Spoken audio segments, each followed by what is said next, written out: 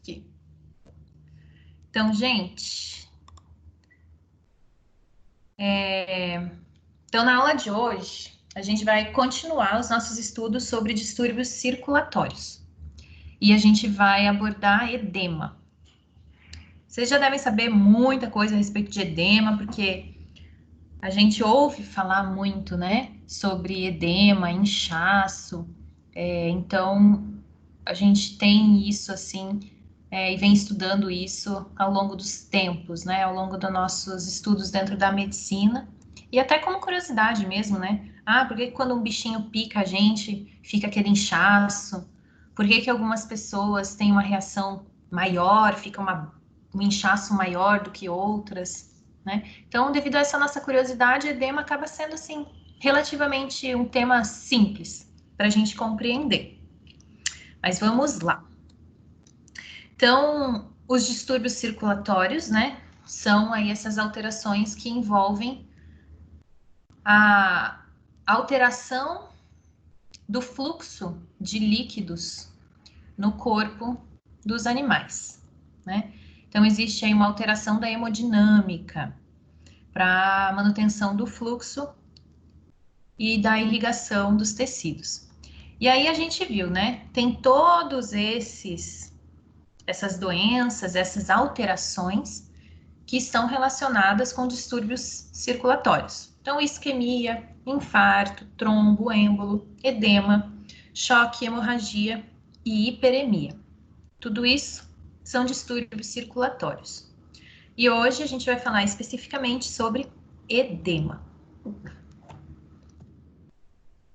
Então, para a gente entender edema, a gente tem que entender aonde estão localizados os líquidos, a água, no corpo dos animais. Então, o corpo do animal ele é composto 40% por sólidos e 60% por água. Esse valor de água, ele pode ser maior de acordo com a idade do animal. Então, quanto mais jovem o animal, maior a quantidade de água que tem no corpo. E aonde que está essa água? 40% da água está no meio intracelular, dentro das células, 15% no meio intersticial, ou seja, entre as células, e 5% está dentro dos vasos sanguíneos, intravascular. Então, se a gente tem uma alteração dessa distribuição do líquido dentro do corpo do animal, a gente pode ter evento de edema. Então, a alteração de qualquer dos fatores que regulam a distribuição normal entre plasma, interstício e células pode levar a um desequilíbrio na distribuição dos líquidos, resultando em edema. O edema ele é caracterizado pelo quê?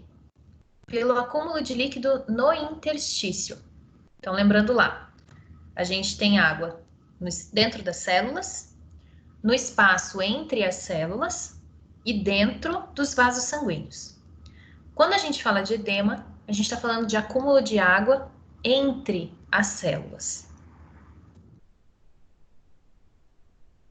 Essa água também pode se acumular em cavidades. Então, aonde que a gente tem cavidades no nosso corpo? Ou no corpo dos animais? Onde estão as cavidades? Me digam vocês. Torácica, por exemplo. Torácica, muito bem. Pélvica. Abdominal. Pélvica, abdominal. Que mais? A caixa craniana. Caixa craniana, muito bem. Tem umas cavidades que elas são delimitadas por membranas. Quais são?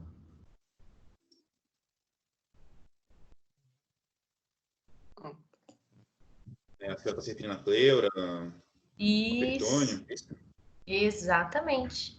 Então, o espaço pleural, o espaço entre os sacopericárdicos, né? Então, essas também são consideradas cavidades no corpo do animal e que podem acumular água, acumular líquido. Tá? O edema, ele pode ser... Opa! localizado, quando ele está delimitado a uma região, ou generalizado. E aí, quando a gente fala de edema generalizado, a gente usa um termo que é a anasarca. Isso, normalmente a gente usa esse termo para se referir a fetos que nascem edemaciados. A gente fala que o feto teve ou nasceu com anasarca, tá? Mas então o edema pode ser localizado ou generalizado. Aí vocês sabem disso, né? Quando a gente fala de edema, então a gente fala de uma distribuição diferenciada, alterada de líquidos entre esses espaços. Então, a circulação sanguínea, como ela ocorre? Só para a gente retomar. Então, os capilares são os vasos sanguíneos que distribuem líquido para banhar as células. Qual que é a finalidade? Além desse líquido fornecer água para a sobrevivência das células, nesse líquido também estão compostos nutrientes que vão nutrir essas células. Então, a gente tem sais minerais, a gente tem hormônios, a gente tem fatores de crescimento e por aí vai. Além de glicose, por exemplo. Então, a gente tem esse líquido chegando até os capilares sanguíneos e a partir dos capilares, esse líquido consegue extravasar do sistema circulatório para o interstício,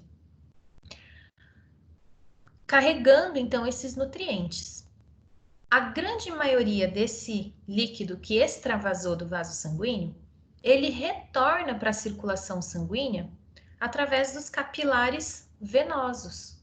Então, retorna para a circulação sanguínea. Porém, uma parte permanece aqui no meio intersticial.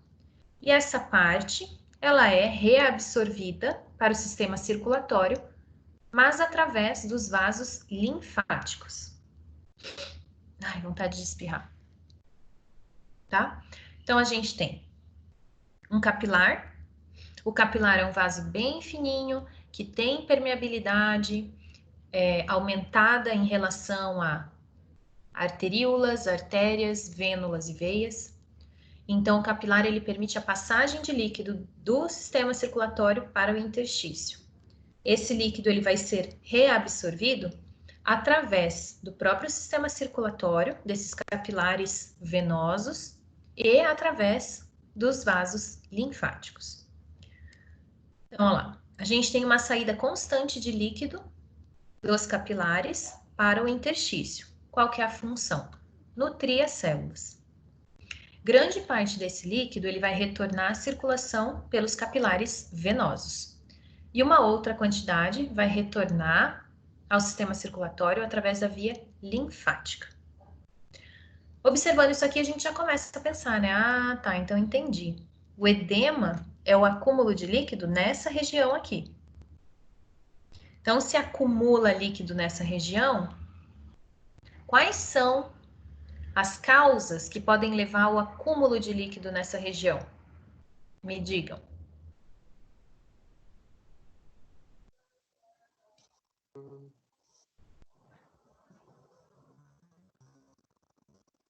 A gente pode ter, então eu respondo. A gente pode ter ou um aumento do extravasamento de líquido para o interstício, ou redução da drenagem linfática e redução da reabsorção venosa desses líquidos, tá? Se a gente aumenta a quantidade de líquido que passa para o interstício, a gente vai levar a um acúmulo, a um maior volume de líquido aqui, acumula líquido aqui. Por mais que a gente tenha os processos de reabsorção funcionando normalmente, esse maior extravasamento faz com que acumule mais líquido aqui, podendo levar ao edema. E aí a redução da absorção, da reabsorção, obviamente, leva ao acúmulo de líquido nessa região intersticial, tá? Então, só de ver isso daí, a gente já consegue entender como que isso funciona. Bom, o que faz esse líquido sair do sistema circulatório e ir para o meio intersticial? São aquelas variações entre pressão hidrostática e pressão osmótica. que a gente já viu lá na aula passada. Mas vamos retomar aqui, então, um pouquinho. Então, o que a gente tem? A pressão hidrostática é a principal, é a pressão que causa extravasamento de líquido para o interstício. Essa pressão hidrostática é a pressão da água batendo contra a parede dos vasos sanguíneos. A pressão com que o sangue chega nos capilares, ela é maior do que a pressão sanguínea com que ela deixa os capilares sanguíneos, voltando para o sistema venoso, com esse sangue retornando ao sistema venoso. Então, como a gente tem essa diferença de pressão entre essas duas extremidades, acaba que os líquidos extravasam para o interstício a partir dos capilares que estão mais próximos do sistema arterial. Beleza. Aqui no capilar venoso, mais próximo da porção venosa, a gente tem pressão hidrostática reduzida. Então, a quantidade de líquido que sai da parte venosa capilar é muito menor. E, na verdade, isso é muito importante que seja dessa forma. Por quê? Porque a gente vai permitir com que a pressão hidrostática reduzida no sistema venoso permita que esse líquido que está presente no meio intersticial se direcione para o sistema venoso, onde a gente tem menor pressão. Então, a gente faz com que crie um fluxo de água entre as células dos tecidos. Então, a água vai sair por aqui, passar pelos tecidos e ir em direção à região de menor pressão, que é o sistema venoso. E aí ele consegue, esse líquido adentra o sistema venoso e ele é removido. Mas além da pressão hidrostática, a gente tem também a pressão oncótica, que também pode ser chamada de pressão osmótica. A pressão osmótica, ela é dada pela concentração de moléculas dentro de um líquido. Quanto maior a concentração de moléculas, maior a pressão osmótica. O sangue que está chegando através dos capilares arteriais nos tecidos, ele tem água e ele tem as moléculas diluídas. Conforme esse sangue vai passando pelos capilares arteriais, ele vai perdendo água. Se vai perdendo água, a concentração de moléculas dentro dos capilares venosos fica maior. Isso faz com que a pressão osmótica nos capilares venosos, ela é ligeiramente maior do que a pressão osmótica nos capilares arteriais. E isso também corrobora, né, auxilia nesse fluxo de água que acontece do sistema arterial para o meio intersticial e do meio intersticial de volta para o sistema venoso. Porque se eu tenho maior pressão osmótica aqui, eu tenho uma força que puxa a água para o sistema venoso. Peraí, deixa eu aceitar aqui, ó.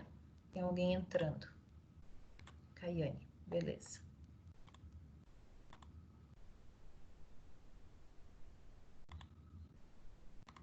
Tá?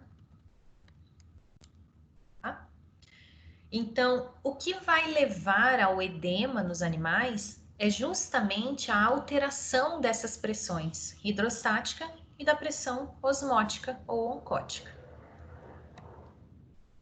E aí a gente fala da etiologia, né? Etiopatogênese, da origem do edema. Então, o edema, como eu falei para vocês, ele está relacionado com a alteração dessas pressões hidrostática e da pressão osmótica. Mas também está relacionado com a alteração na permeabilidade dos vasos sanguíneos ou com a obstrução dos vasos linfáticos, que estão fazendo a drenagem desse líquido presente no meio intersticial. Então, o edema ele vai acontecer quando a gente tem aumento da pressão hidrostática, redução da pressão oncótica, aumento da permeabilidade ou com a obstrução do sistema linfático. Agora eu vou discutir com vocês um pouquinho das causas que levam ao aumento da pressão hidrostática, pressão e a redução da pressão oncótica e assim sucessivamente. Então, vamos lá. O que leva ao aumento da pressão hidrostática, levando então a um quadro de edema? Então, o aumento da pressão hidrostática intravascular está relacionado com o aumento da pressão sanguínea. E o aumento da pressão sanguínea leva ao aumento do extravasamento de líquido dos vasos sanguíneos. Então, me digam vocês, o que causa aumento da pressão hidrostática dentro dos vasos sanguíneos? Veja se vocês conseguem pensar em alguma coisa.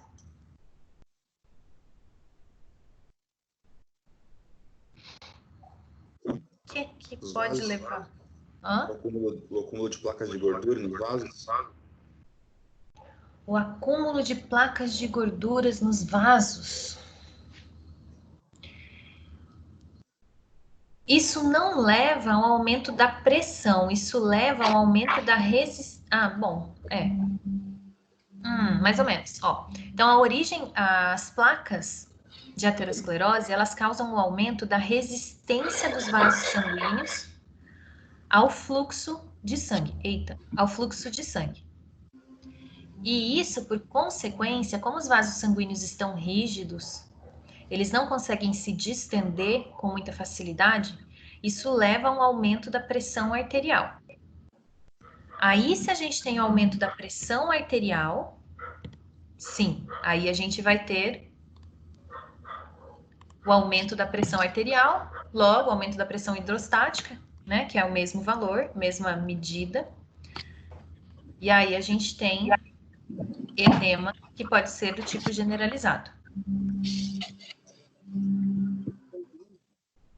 E mais, trouxe aqui para vocês. Insuficiência cardíaca. Vou explicar. Obstrução do retorno venoso por trombos, neoplasias ou a torção gástrica, como um exemplo, né? Então, vamos falar um pouquinho de cada um. Insuficiência cardíaca. Insuficiência cardíaca é o quê?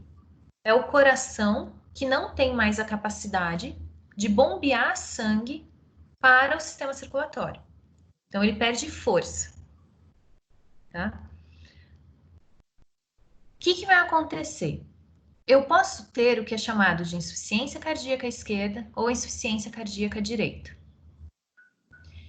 Insuficiência cardíaca esquerda, deixa eu ver aqui qual é o lado esquerdo, esse aqui. Insuficiência cardíaca esquerda significa o quê? Significa que o sangue que tem que ser bombeado pelo ventrículo esquerdo está sendo bombeado, mas em um volume muito menor.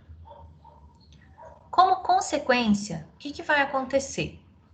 Se o sangue que está sendo bombeado em volume menor, significa que aquele volume que não está sendo bombeado vai ficar acumulado nas regiões anteriores do sistema circulatório. Então, se o ventrículo esquerdo está fraco, vai acumular líquido no átrio esquerdo, do átrio esquerdo vai acumular líquido nos vasos sanguíneos do sistema respiratório, e aí a gente vai ter acúmulo de líquido ou acúmulo de sangue nas veias e nos capilares pulmonares. Esse acúmulo de líquido nos capilares pulmonares leva a um aumento da pressão hidrostática nos capilares, porque está acumulado água lá dentro, está acumulado sangue. Isso vai levar a um extravasamento de líquido através dos capilares pulmonares, levando ao edema pulmonar. Acho que a gente já tinha falado um pouquinho a respeito disso na aula passada também. Então, diminui a força de contração do coração, do ventrículo esquerdo. Acumula líquido no átrio esquerdo, acumula sangue, né, não líquido. Acumula sangue nas artérias pulmonares, que vai acumular sangue lá dentro dos pulmões. Como os capilares são os vasos mais delgados e são eles que permitem a saída de líquido do sangue para o meio intersticial, Então, esse sangue vai extravasar nos pulmões. E aí a gente tem um quadro de edema pulmonar instalado no animal.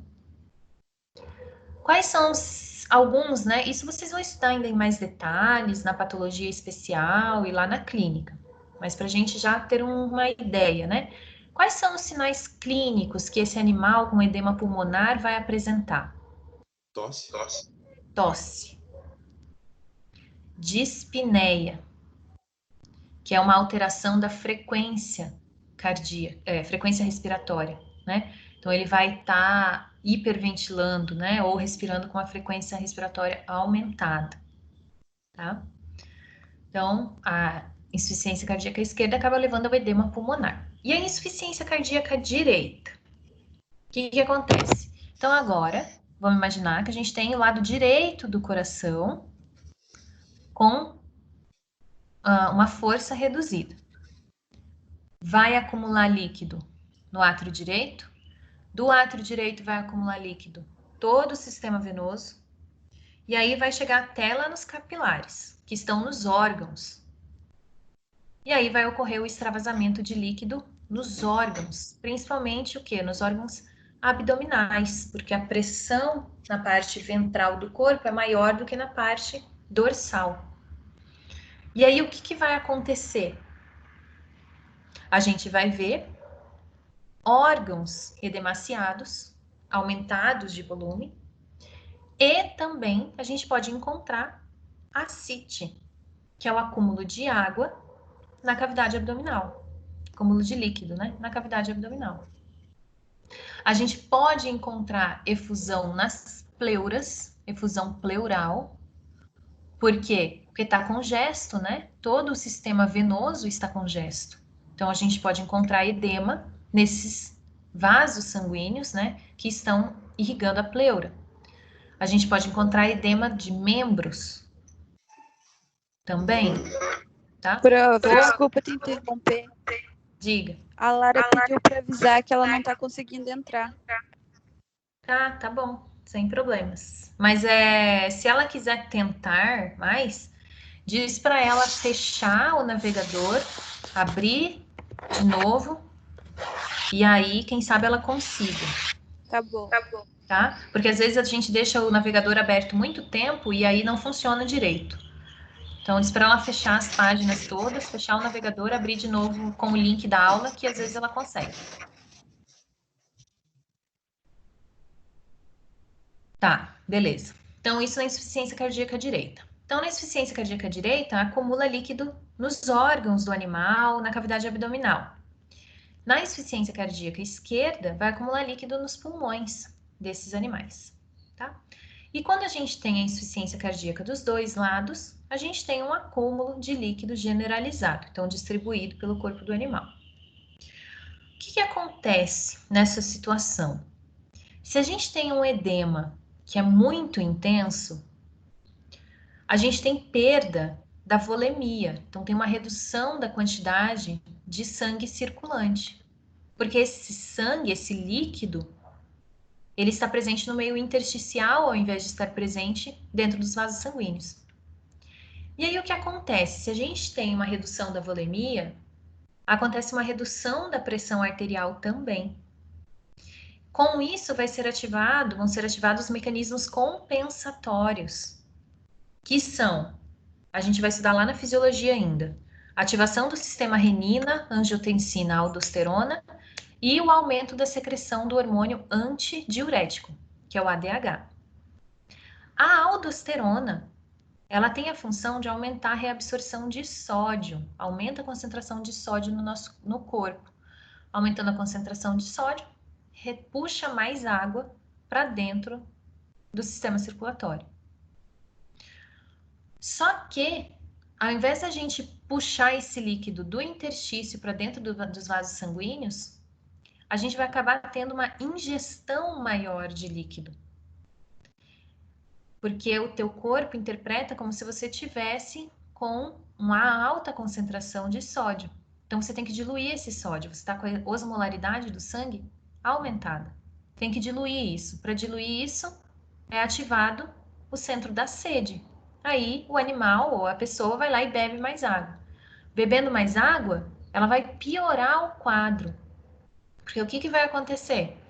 Esse líquido vai entrar no sistema circulatório, vai encontrar esse sistema circulatório congesto, porque o coração aqui não está dando conta de bombear o líquido, e esse líquido que a gente ingeriu vai aumentar ainda mais o edema. Então, quando a gente fala de insuficiência cardíaca, a gente tem uma doença crônica que tem um quadro, né, de progressão que é bastante preocupante. Então, por isso que a gente vê, sempre que tem edema pulmonar ou que o animal está edemaciado, a gente utiliza os diuréticos, numa tentativa de remover esse líquido que está acumulado no corpo dos animais. Tá? Mas associado a isso também a gente tem um problema que é a osmolaridade dos vasos sanguíneos. Então, a gente precisa aumentar a osmolaridade do sangue para que o sangue funcione como uma esponja e puxe esse líquido das regiões edemaciadas para dentro do sistema circulatório. E assim, esse líquido em excesso ser eliminado pelo sistema urinário, tá? Falando assim, né, matematicamente ou didaticamente falando, é bastante simples. Mas quando a gente encontra os quadros clínicos dos animais, isso é um pouco mais complicado, não é tão simples assim de ser resolvido. Mas a lógica é essa. E a gente lança a mão dessa lógica para fazer o tratamento dos animais com insuficiência cardíaca, tá? Então, o que eu quero que vocês entendam aqui é o mecanismo com que a insuficiência cardíaca leva ao acúmulo de líquido no corpo dos animais. Obstrução do retorno venoso por trombos ou neoplasias. Se a gente tem uma obstrução do sistema venoso, o que vai acontecer? Todo esse sangue que tem que voltar para o coração, ele vai ficar acumulado nessa região. E aí, quando ele acumula numa região, vai causar um aumento da pressão hidrostática nessa região e logo edema. Então, trombos e neoplasias, eles acabam por o trombo obstruir o fluxo e a neoplasia, ela comprime os vasos sanguíneos. E aí, comprimindo o vaso sanguíneo, bloqueia o fluxo e a gente aumenta a pressão hidrostática no sangue que está antes do ponto de obstrução.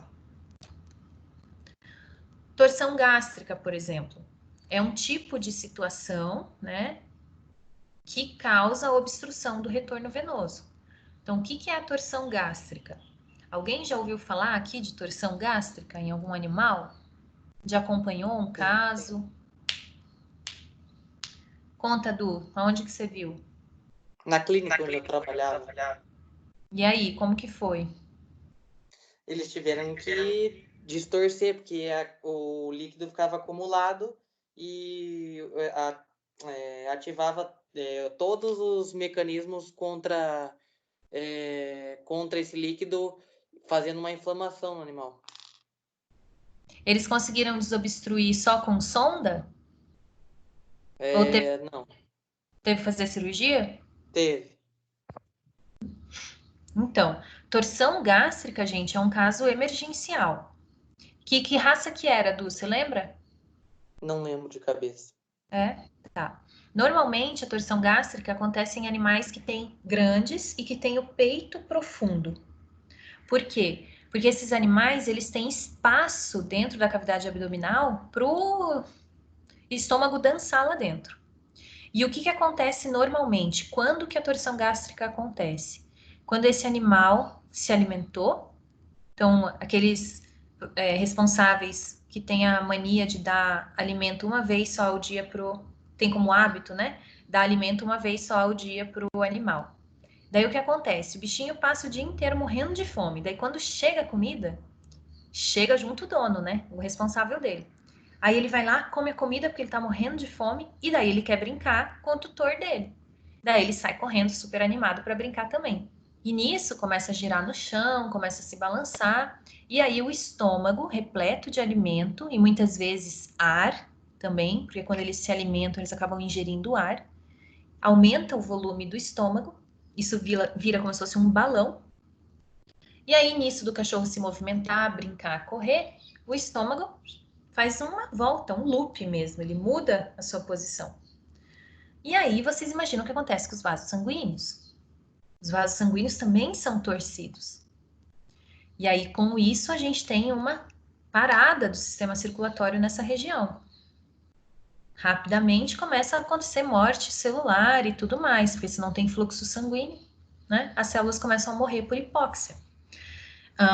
E junto com isso, a gente tem uma obstrução do fluxo venoso. Aí, tudo que deveria passar por aquele órgão para retornar ao sistema circulatório vai ficar estagnado, fazendo um aumento da pressão hidrostática, levando a edema. A gente vai poder encontrar tanto edema nos órgãos, no órgão que foi torcido, quanto na cavidade abdominal. Num caso de torção gástrica, como é um caso emergencial, normalmente a gente vai encontrar o edema nas porções que torceram, tá? Então, essas são algumas aí das alterações no corpo do animal que levam ao aumento da pressão hidrostática. E o que pode levar à redução da pressão osmótica ou oncótica? Me digam, vocês sabem? Vocês sabem.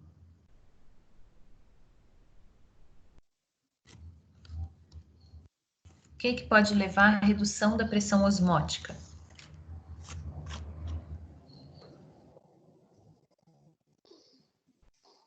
Não? Então vamos lá. Então, a redução da pressão osmótica, ela vai levar, como a gente viu naquela figurinha, a um aumento do deslocamento, né, da passagem de sangue do líquido intravascular para o meio intersticial. O que causa isso? Perda de proteínas plasmáticas. A maioria das vezes é isso. E como que o animal perde proteína plasmática? Parasitas intestinais. Essas praguinhas ficam lá espoliando, removendo do sistema circulatório o sangue, né? E junto, muito mais do que sangue, células sanguíneas, vem o plasma sanguíneo, porque ele fica chupando ali o sangue, né? Então, vem muito das proteínas sanguíneas para a nutrição do parasita. E aí ele está retirando isso do sistema circulatório. Algumas pessoas aí que fazem acompanhamento com a professora Maria, por exemplo, nas propriedades, já deve ter encontrado animais com papada, edema dessa região do corpo, devido ao nível de parasitismo do ovino, né, desse animal. Isso é bastante comum. E por que isso acontece? Porque o nível de infecção nesse animal é tão grande que esses parasitas estão removendo as proteínas do sangue. Remove proteína do sangue, diminui a pressão osmótica do sangue. Então, faz com que a quantidade de líquido que sai para o meio extra, para o meio intersticial, aumente. Se a gente tem redução da pressão osmótica e a pressão hidrostática continua com a mesma força, a gente tem um aumento da saída de líquido para o interstício. Doenças renais. O que acontece na doença renal? Quando a gente fala de uma glomerulonefrite, de uma nefrite, enfim, uma inflamação nos rins, o que vai acontecer? A permeabilidade dos vasos sanguíneos renais aumenta. E o que isso tem a ver? A permeabilidade aumentada vai permitir a passagem de proteína para a urina que está sendo produzida.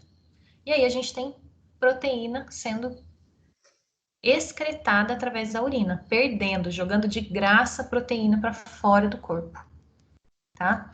Então, lá nos rins, a gente tem uma estrutura que se chama glomérulo. O glomérulo, ele é uma combinação de capilares que ficam enovelados dentro de uma bolsinha.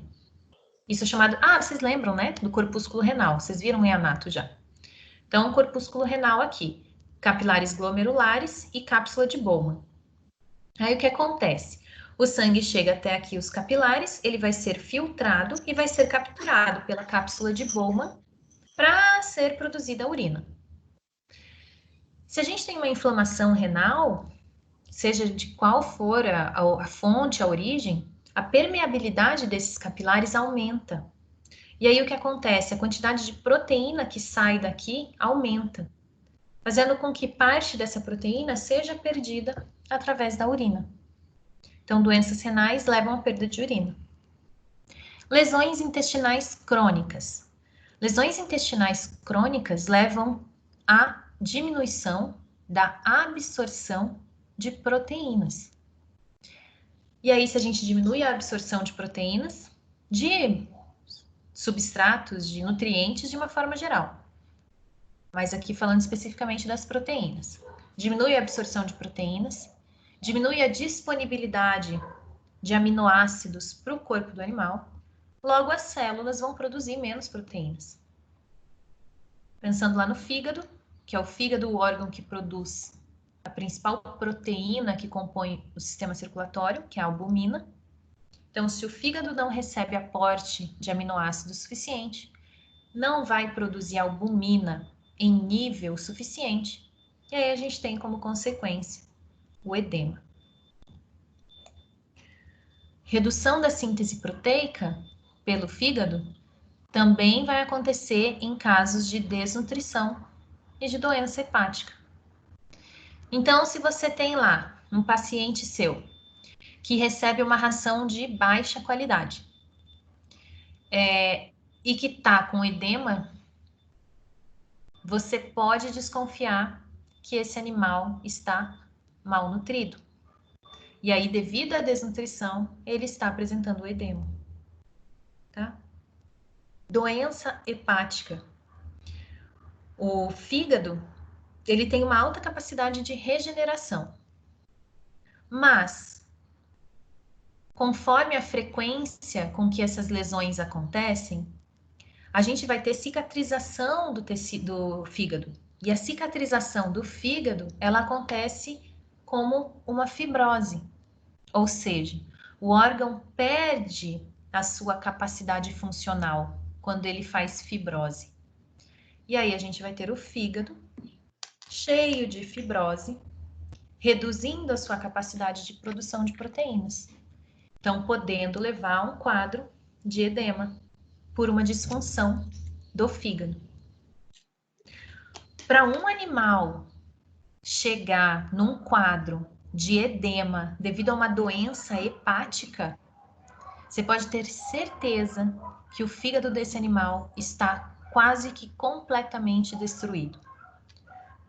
Por que eu estou falando isso? Porque a gente sobrevive com apenas 1/3 do fígado intacto. Então, o fígado, a gente tem no fígado uma reserva metabólica muito grande. A gente pode perder 2/3 da capacidade funcional do fígado e ele vai continuar metabolizando e produzindo proteínas, metabolizando os resíduos do nosso corpo de forma normal. Quando um animal apresenta sinais clínicos devido a uma doença hepática, significa que ele já está num quadro bastante grave, tá? Então, principalmente edema. Se a gente estiver falando de edema devido a problema hepático, aí a gente está pego mesmo. Pode ter certeza que esse animal está sofrendo já faz muito tempo dessa doença hepática e isso não foi percebido, tá? Mas então, quando a gente fala de diminuição da pressão oncótica relacionada com edema, a gente está falando disso, ou de perda de proteína ou de redução da síntese proteica. Próximo tópico, obstrução linfática. Então, como que o sistema linfático é obstruído? Processos inflamatórios. Então, o que acontece? Em processos inflamatórios, a gente tem na liberação, não vai aparecer aqui, a gente tem a liberação de uma diversidade de moléculas inflamatórias. Não é esse o caso ainda, é no próximo, é aumento da permeabilidade. Processos inflamatórios no sistema linfático. Então, lá tem algumas doenças que acometem exclusivamente o sistema linfático, como, por exemplo, a linfadenite caseosa, que acomete ovinos e caprinos. O que é isso? O que é isso que vocês estão vendo aí? Isso daqui são linfonodos que estão repletos de pus. Pus já calcificado, formando aí essa estrutura grande. Isso aí é grande mesmo. Isso aí, se a gente pega um ovino com linfadenite caseosa, a gente consegue palpar esses linfonodos passando a mão pela parte externa do corpo do animal. Então, vou lá fazer palpação de linfonodo poplíteo, linfonodo inguinal. Eu consigo sentir esses nódulos aumentados. Algumas vezes eu consigo visualizar. Eu olho para o animal e eu vejo a região onde estão localizados os linfonodos inchada. Isso pode acometer pessoas também, outro agente patogênico, mas pode acometer pessoas também. E aí a gente olha os linfonodos, a gente fala, nossa, dá para ver que está aumentado, tá? Um exemplo seria a cachumba, por exemplo, na gente, né, que aumenta muito o linfonodo.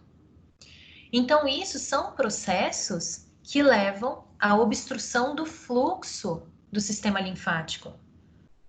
Porque aqui dentro dos linfonodos, a gente tem linfa passando por dentro dos linfonodos, aonde a gente tem o combate a micro-organismos, né, que estão presentes no sistema linfático.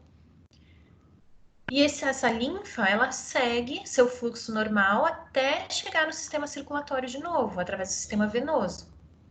Então, quando a gente tem uma obstrução desse fluxo, esse líquido não vai mais passar, vai chegar ali e vai ficar estagnado, acumula líquido na porção anterior ao ponto de obstrução, e aí a gente tem, além da redução da absorção do líquido intersticial, a gente tem um aumento da pressão hidrostática dentro do sistema linfático e extravasamento desse líquido do sistema linfático para o meio intersticial, agravando ainda mais o quadro de edema do animal.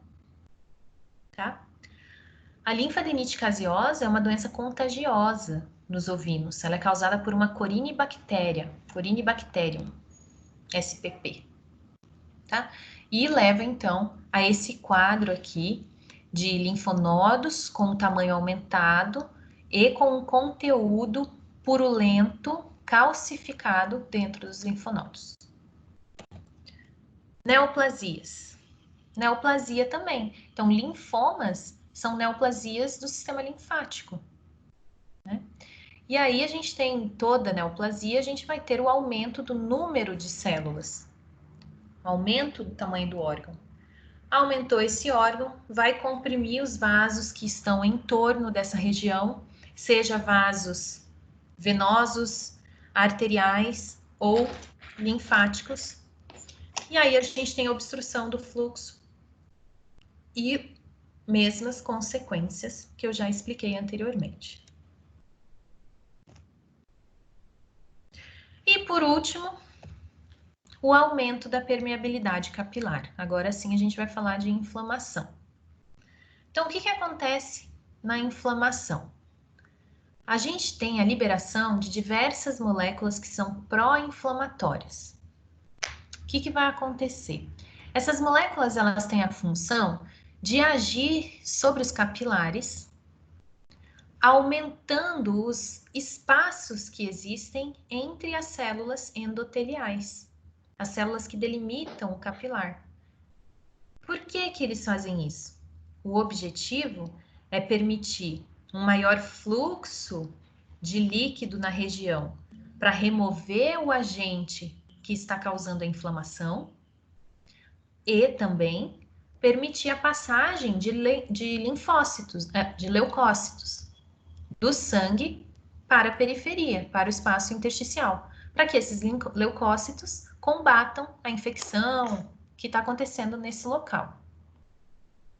Mas aí, com o aumento dessa permeabilidade, a gente também tem o extravasamento de líquido. É isso que acontece quando a gente tem alergia a alguma coisa. Então, por exemplo, eu tenho alergia a... Como é o nome daquilo, gente? Aquele bichinho, o cupim. Eu tenho alergia a cupim. cupim me pica, eu fico com uma bola muito grande na pele, porque eu tenho alergia a ele. E o que é isso, né? Por que fica esse aumento de volume na região? Justamente porque as minhas células do sistema imunológico, ao entrarem em contato com a toxina liberada pela saliva do cupim, elas acabam reagindo de forma exagerada e liberam um monte de moléculas pró-inflamatórias. Citocinas, leucotrienos e outras moléculas que vocês vão aprender lá em imuno. Já estão aprendendo, vão aprender lá em imuno. Aí esse monte de molécula liberada na região faz o aumento da permeabilidade dos capilares. E aí extravasa líquido. Extravasa líquido e acumula no espaço intersticial. Tá? Isso se resolve? Se resolve. Uhum. O edema, ele não é uma doença, ele não é uma alteração permanente. O edema, ele é reversível. Claro, dependendo do momento que ele se instala, da gravidade do edema, do estado clínico de saúde do animal. Mas, a grosso modo, o edema é algo que se resolve. O edema é só um sinal clínico que está mostrando para a gente que existe uma doença por trás disso daí. Então, a gente tem que ficar de olho, né? Tem que investigar. Mas o edema, ele se resolve sozinho, tá? Sozinho, né? Com os tratamentos adequados. Bem, agentes infecciosos também podem levar ao aumento da permeabilidade capilar, pelo mesmo motivo. O agente infeccioso, seja vírus, seja bactéria, eles levam a uma infecção local. Essa infecção local, ela causa a atração das células do sistema imunológico. Chegando nesse local, essas células vão produzir moléculas pró-inflamatórias. Aumenta a permeabilidade capilar, chega no quadro de edema, tá? Então, gente, são esses as quatro formas ou principais formas de formação, né, da etiologia do edema no corpo dos animais, tá? Mas esse edema que se forma, quando vocês forem estudar lá na patologia clínica também, vocês vão ver que esse líquido que está presente no meio intersticial, ele pode ser classificado como transudato ou como exudato. Qual que é a diferença entre esses dois líquidos? Então, alguém quer falar alguma coisa? Fez um barulhinho, eu pensei que alguém queria falar. Não, então tá. O transudato, ele tem menor quantidade de proteína, poucas células e o endotélio vascular ele está intacto. Já vamos explicar. O exudato é um líquido que tem alta quantidade de proteína, a densidade dele normalmente é maior e o endotélio vascular está alterado. E a origem do exudato é inflamatória e a quantidade de células presentes é muito maior. A gente costuma, de uma forma prática, falar assim: o exudato tem um agente infeccioso por trás. O transudato é uma alteração do sistema circulatório, de origem cardíaca, por exemplo, de origem do sistema linfático, por exemplo. E o exudato, não, já é um processo infeccioso, que a gente tem um vírus ou uma bactéria por trás, ou um outro micro-organismo por trás, levando ao acúmulo de líquido em algum lugar. Então, olha lá. Isso aqui, esse quadrinho descreve o que é transudato, o que é exudato. Então, olha lá. Isso aqui é um vaso sanguíneo capilar funcionando de forma normal. Então, o que acontece? A gente tem alta pressão hidrostática e redução da pressão osmótica coloidal, baixa pressão osmótica, tá? Isso vai fazer com que o quê? Esse líquido vai sair do vaso sanguíneo de forma adequada, para nutrir as células em volume adequado. O transudato, quando que ele se forma? Quando a gente tem o aumento da pressão hidrostática. Então, lembra que eu falei lá do quadro de insuficiência cardíaca, por exemplo? Ou obstrução do fluxo sanguíneo? Então, a gente tem uma alteração do sistema circulatório, que vai levar ao aumento da pressão hidrostática e ao aumento do extravasamento de líquido para o meio intersticial. Por que ele está mostrando aqui nessa figura uma redução da pressão osmótica? Porque se a gente tem acúmulo de líquido dentro dos vasos sanguíneos, a pressão osmótica diminui, porque essas moléculas elas estão diluídas em um volume maior de líquido. Então, soma-se a isso, aumento de pressão hidrostática, diminuição da pressão osmótica, a gente tem um extravasamento de líquido ainda maior. E o exudato? O que acontece no exudato? No exudato, a gente tem extravasamento de líquido e de proteínas de dentro do sistema circulatório para o meio intersticial. No transudato, a gente não tem passagem de proteínas. Por quê? Porque o endotélio está normal, não tem alteração endotelial aqui. Não tem estímulo para que o endotélio faça aumento dos poros. Não tem isso. Então, o endotélio está perfeito. A gente não tem passagem de proteínas. Diferente no exudato, porque no exudato, ele surge a partir de um processo inflamatório. Então, se a gente tem inflamação, tem liberação de moléculas pró-inflamatórias, aumento da permeabilidade vascular, e aí a passagem de proteínas também para o meio intersticial. Tá? Então, o edema pode ser causado por aqueles quatro tipos de alterações, e esse edema ele pode ser caracterizado como transudato ou como exudato, de acordo com as características de constituição desse líquido. É muito normal, gente, quando tem um animal com ascite, por exemplo, se vocês já tiveram a oportunidade de acompanhar na clínica, um animal que tem o abdômen abaulado, grande maioria das vezes ele tem líquido acumulado no abdômen, ou ele tá em quarentena, né, devido ao Covid, e aí ele tá gordinho mesmo, brincando. Então, esse animal que tá com edema na cavidade abdominal, normalmente o que se faz é a drenagem desse líquido. Então, insere uma agulha na cavidade abdominal do animal e aspira aquele líquido que está lá dentro. Aí, esse líquido, ele vai ser levado para análise bioquímica dele. E aí, a gente faz uma lâmina de histologia, observa se tem células, faz análise da quantidade de proteínas, da densidade e etc. Com base nesses resultados, a gente vai poder classificar como transudato ou como exudato. Isso é importante? Muito importante.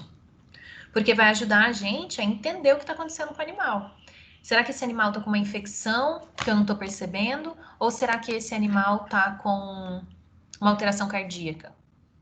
A análise desse líquido acumulado na cavidade abdominal, na ascite, já ajuda a gente a direcionar o foco do diagnóstico e do tratamento do animal. Tá? Então, isso sempre é realizado, essa análise do líquido coletado. Aí aqui eu trouxe algumas imagens de exemplos de edema, né? Então, esse animal morreu e a gente vai fazer a necrópsia dele. O que a gente vai encontrar? Então, olhem isso aqui. Isso aqui é um edema no tecido subcutâneo. Então, aqui a gente tem pele, pelinhos, pelos do animal. Isso aqui, submucosa. Olha o tamanho dessa submucosa. O aspecto que fica nessa submucosa edemaciada é um aspecto gelatinoso. Ele é friável, é uma coisa que se decompõe muito fácil. É um tecido que, se você coloca seu dedo, fica marcada a região onde seu dedo pressionou. Tá? Esse tecido ele tem um aspecto brilhante, porque tem água acumulada ali. Tá? Isso deveria ser fininho, né? Deveria ser a pele, essa musculatura aqui, mais fina do que ela tá aqui, e já vem a musculatura abaixo da pele. É como se vocês pegassem a pele de vocês aqui, né? Então, a gente tem pele, tem o tecido subcutâneo, que é esse tecido que a gente faz essa prega. Abaixo desse tecido aqui, tem musculatura. Então, aqui não tem edema. Agora, se vocês pegarem meu pé, por exemplo, vocês já vão ver que tem um edema subcutâneo ali, tá? Por quê? Porque essa prega de tecido subcutâneo, quando eu puxo, eu já vejo que ela é uma prega maior. Isso mostra que tem acúmulo de líquido nessa região, tá? Que se a gente fizesse uma análise de necrópsia, a gente ia enxergar algo mais ou menos dessa forma. Outro exemplo de edema subcutâneo, observem a quantidade de edema que tem nisso daqui. Então, isso aqui são os ossos do animal, e aqui o tecido adjacente, tecido subcutâneo adjacente, repleto de líquido. Aqui tem o pelo dele, ó, pelo desse bichinho. Uma musculatura bem pouco desenvolvida, uma musculatura bem fininha, né?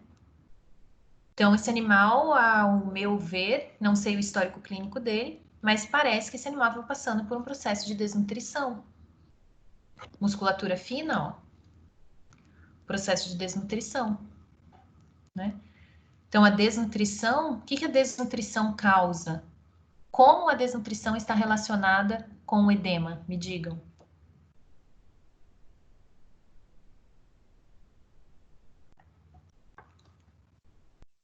Diminuição de nutrientes, diminuir a pressão osmótica.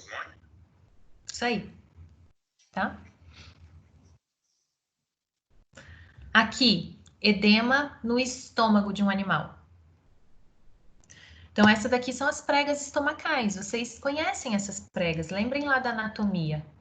Elas não são volumosas assim. A gente consegue ver, mas elas não são tão volumosas, né? Então, isso aqui é o edema estomacal. Pode ter sido causado por uma torção gástrica. Observem que esse tecido ele está amarelado, né? Ele está com uma coloração diminuída. Por quê? Por causa desse líquido que está acumulado aqui no meio intersticial, entre as células da mucosa estomacal. Olha esse edema que bonito. É um edema presente entre as alças intestinais, naquelas membranas que ligam as alças intestinais, né? O mesentério. Então, como que se apresenta? Da mesma forma, né? Tem um aspecto gelatinoso, friável. Se eu encostar nesse tecido, fica marcado.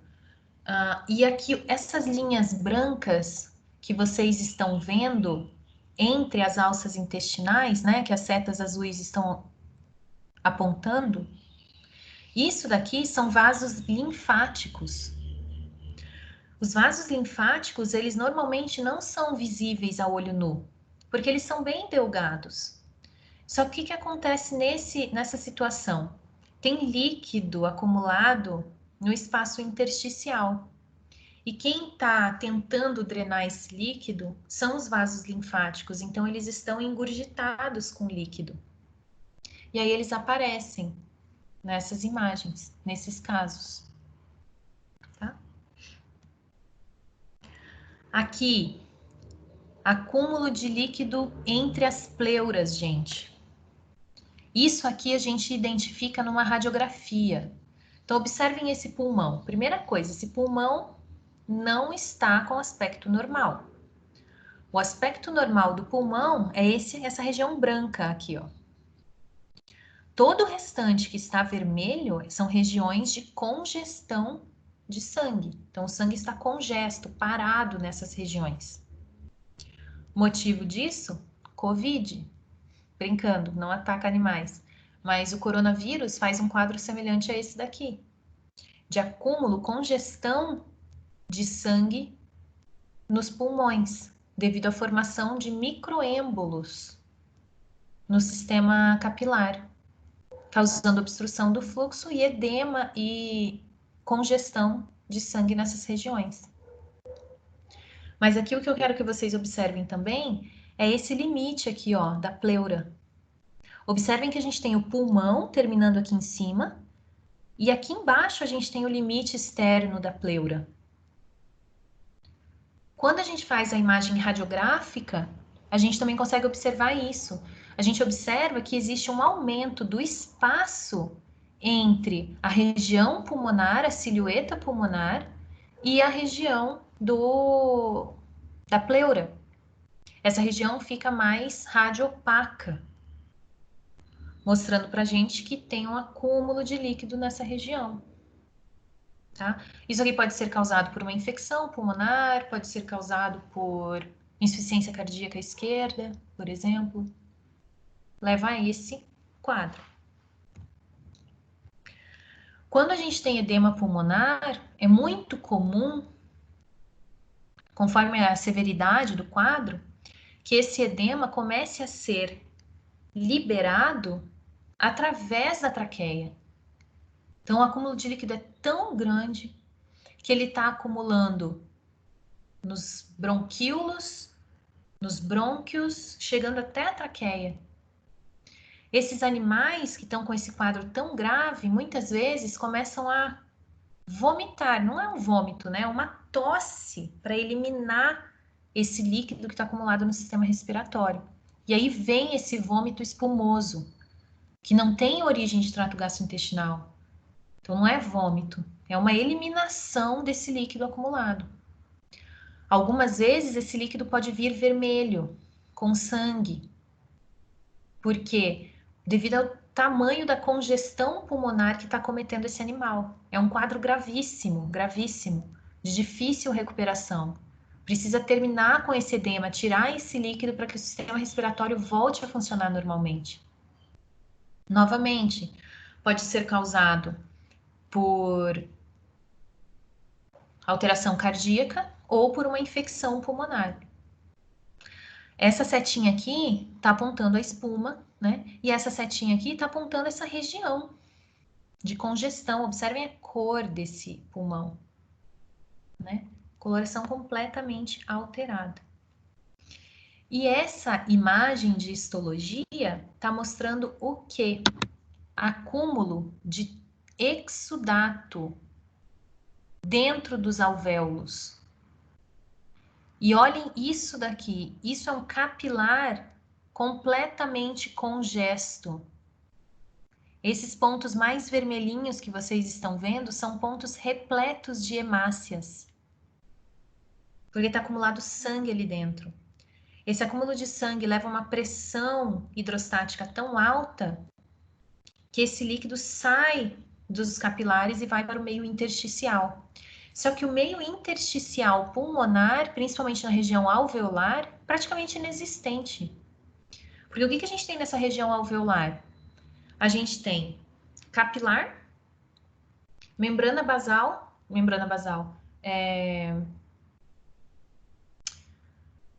uma linha muito delgada de tecido intersticial e pneumócitos, que são as células do pulmão. Aqui a gente tem ar do lado de cá e aqui a gente tem sistema circulatório. Então, o espaço intersticial nos alvéolos pulmonares é quase inexistente. Uma vez que a gente tem líquido saindo do sistema circulatório, passando para o espaço intersticial, esse líquido vai extravasar para dentro do alvéolo. Só que dentro do alvéolo a gente tinha que ter uma situação como essa, que é o quê? Um espaço livre, porque tem ar ali dentro. Mas os alvéolos que estão com líquido dentro deles acaba ficando com essa coloração aqui. E por que eu falei que é um exudato? Poderia ser um transudato. Por que eu falei que é um exudato? Porque no exudato a gente tem uma grande quantidade de proteína. E a proteína, quando ela é colocada, corada com os corantes de histologia, como por exemplo hematoxilina e eosina, eles adquirem esse aspecto. Lembram lá quando a gente falou de degeneração proteica, que tem o acúmulo de proteína dentro das células? Lembra que essas células ficavam com o aspecto do citoplasma, com uma cor eosinofílica homogênea? Mesma coisa está acontecendo aqui. Então, uma coloração eosinofílica homogênea nesse líquido que está acumulado dentro dos alvéolos. Isso indica para a gente a presença de proteínas aí.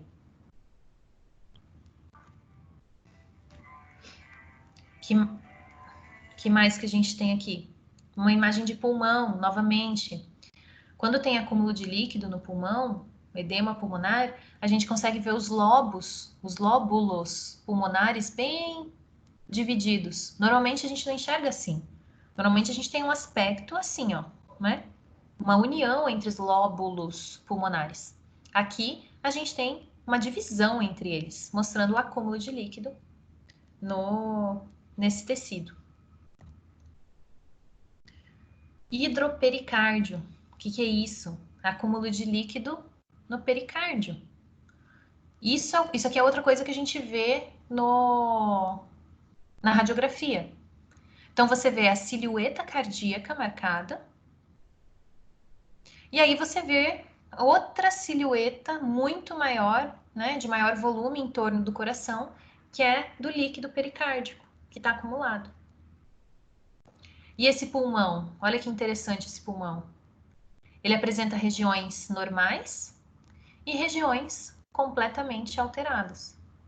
Isso é normal, isso é alterado. Isso aqui já não respira mais, isso respira, tá? E aí esse pericárdio repleto de líquido. Ascite. O que é ascite? É acúmulo de líquido na cavidade abdominal. Então, olha só, isso é bastante comum de encontrar aí na clínica. O acúmulo de líquido na cavidade abdominal. Esse líquido a gente coleta e pode fazer análise dele, para ver qual que é a composição desse líquido, se é um transudato, se é um exudato, que auxilia a gente na identificação do caso clínico do animal. Mais uma imagem de ascite, né, desse líquido acumulado. Vejam essas alças intestinais também, estão com uma coloração alterada, estão muito coradas, né, congestas. Hidrocefalia, lembra que vocês falaram das cavidades do corpo, e daí vocês me falaram, cavidade craniana. Lá na cavidade craniana pode se acumular líquido também. E aí a gente tem a hidrocefalia. Aonde que a gente enxerga esse líquido acumulado no sistema nervoso? Normalmente, nesses espaços que são os ventrículos cerebrais. Lembram disso? Que a gente tinha os ventrículos cerebrais laterais, o terceiro ventrículo, aqui, e o quarto ventrículo que desce em direção à medula espinhal. Então, a gente encontra acúmulo de líquido nos ventrículos. A gente também pode encontrar edema no sistema nervoso, então entre os neurônios. Isso é chamado de edema cerebral. Hidrocefalia é o acúmulo de líquido nos ventrículos cerebrais. Edema cerebral é o acúmulo de líquido entre os neurônios, entre as células da glia que formam o tecido nervoso. Então, observem a diferença de tamanho que existe entre um cérebro normal e um cérebro com edema, encéfalo, perdão. Hidrocele, essa outra cavidade aí que a gente não falou. Então, esse órgão que está aparecendo aí é um testículo. E lá no testículo, lembra que a gente tem aquele monte de membrana que recobre os testículos, aquelas 8 membranas? Então, essas membranas formam cavidades. E pode ocorrer edema nessas cavidades também, o acúmulo de líquido ali. Tá? E aí a gente vê uma situação semelhante a essa da imagem. Hidrometra, então acúmulo de líquido no útero. O útero, observem que ele está com um aspecto mais... Parece que essa parede do útero ela está mais fina, e é justamente isso mesmo que acontece, ela fica mais fina, né? Porque tem líquido acumulado ali dentro. Isso é facilmente visualizado, por exemplo, quando a gente faz a necrópsia de animais, de fêmeas que estão em diferentes fases do ciclo estral. Por quê? Porque tem uma fase do ciclo estral, quando existe alta produção de estrogênio, em que o útero ele fica edemaciado pela alta proliferação celular e pelo acúmulo de líquido mesmo dentro dele, para uma possível recepção de um embrião. E aí, se você compara um animal que está em uma fase do ciclo estral, que existe alta produção de estrogênio, com animais que estão em outra fase, a gente percebe a diferença de tamanho do útero e a diferença de acúmulo de líquido no útero. Isso é bem interessante. E isso daqui é um feto que nasceu com a nasarca.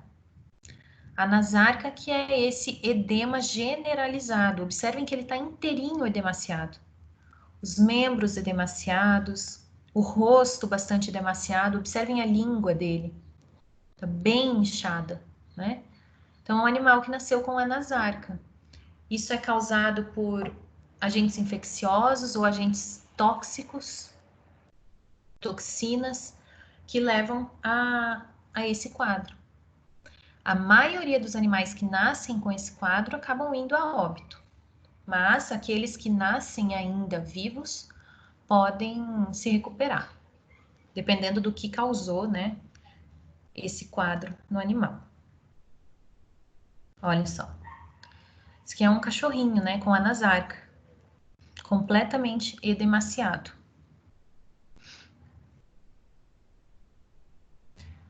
Dúvidas, people? Era isso que eu tinha para falar para vocês hoje.